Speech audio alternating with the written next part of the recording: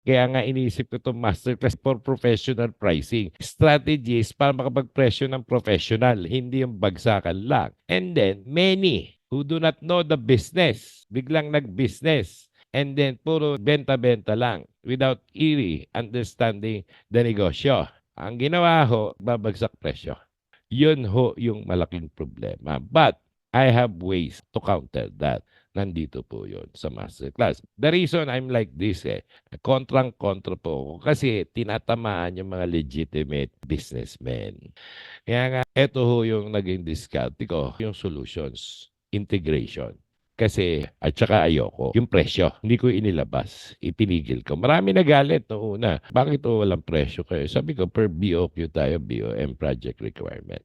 Ngayon, kung ayaw nyo, ho, sorry. Bakit? Pinaliwanag ko to protect everyone and you and us also. Yun yung start. Kasi, pag binigay ko sa iyo, presyo-presyo, hindi mo naman alam kung ano yung model. Give us the requirements and we will prepare the bill of quantities for you. We will give you the design and the BOM with presyo. Matututo ka pa. Okay? Ganon ho ang solusyon.